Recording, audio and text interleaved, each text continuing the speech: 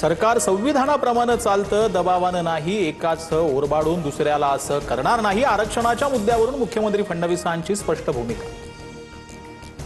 सरकार दबावात नाही, मग 50% आरक्षण कसं गेलं? 1994चा JR रद्द का करत नाही? काही जाती ओबीसीत कशा घातल्या? जरांगेंचा फडणवीसांना सवाल. एखादा मंत्री ओबीसी म्हणून त्यांना टार्गेट करणं योग्य नाही. चंद्रशेखर बावनकुळेंनी जाणीवपूर्वक कोणाचंही प्रमाणपत्र रद्द केलं नाही. मुख्यमंत्री फडणवीसांचं जरांगेंना उत्तर. मुख्यमंत्र्यांकडून फक्त बावनकुळेंची पाठराखण नसून ही मराठ्यांना उघड धमकी. फडणवीसांनी मराठ्यांबाबत अन्यायकारक बोलू नये, जरांगेंचं वक्तव्य. एकनाथ शिंदेंच्या नियुक्तीवर कपिल सिब्बल यांचा हल्लाबोल. शिंदेंची मुख्य नेता नियुक्ती लोकशाही विरोधी. 2018चा घटना बदल असंवैधानिक, तर शिंदेंची नियुक्ती संवैधानिक कशी? सुप्रीम कोर्टात सिब्बल यांचा जोरदार युक्तिवाद. पक्षफुटीचा मुद्दा सोडवण्याचा अधिकार आयोगाला नाही. शिवसेना पक्षचिन्ह देण्याचा निर्णय हा फक्त विधिमंडळ पक्षाच्या बहुमतावर झालाय. कपिल सिब्बल यांच्याकडून निवडणूक आयोगावर ताशेर. निवडणूक आयोगाकडून संविधान आणि घटनेचा भंग. कपिल सिब्बल यांनी आयोगाच्या निकालाची पिसं काढली. संजय राऊतांचा निशाण. ठाकरेंच्या वकिलांकडून निवडणूक आयोगाला चुकीचं ठरवण्याचा प्रयत्न. वकिलांकडून त्याच मुद्द्यावर युक्तिवाद. आम्हाला वेळ मिळेल तेव्हा बाजू मांडू. शिंदेंच्या शिवसेनेच्या नरेश मस्केंची प्रतिक्रिया. शिवसेना पक्ष चिन्हावरील सुनावणी अंतिम टप्प्यात. उद्या दुपारी 2 वाजता पुन्हा सुनावणी होणार. कपिल सिब्बल आणखीन युक्तिवाद मांडणार.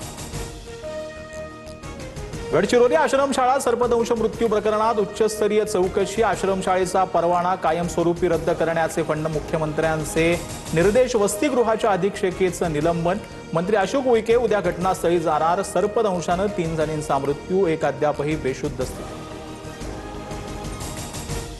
वाहन खरेदी करताना अनावश्यक खर्च टाळा. मुख्यमंत्री फडणवीसांनी अधिकारी पदाधिकाऱ्यांचे कान टोचले. राज्य वाहन आढावा समितीच्या मान्यतेनं वाहन मिळणार. वित्त विभागाकडून परिपत्रक जारी. दूध पनीरसह अन्नात भेसळ करणाऱ्यांवर थेट मकोका अंतर्गत कारवाई करा. अन्न आणि औषध प्रशासन विभागाला उपमुख्यमंत्री शिंदेंच्या सूचना. सह्याद्रीवरील बैठकीत शिंदेंकडून भेसळखोरांवर कठोर कारवाईचे निर्देश. मुंबई उच्च न्यायालयाकडून एफडीएची पुन्हा एकदा कान उघडणी.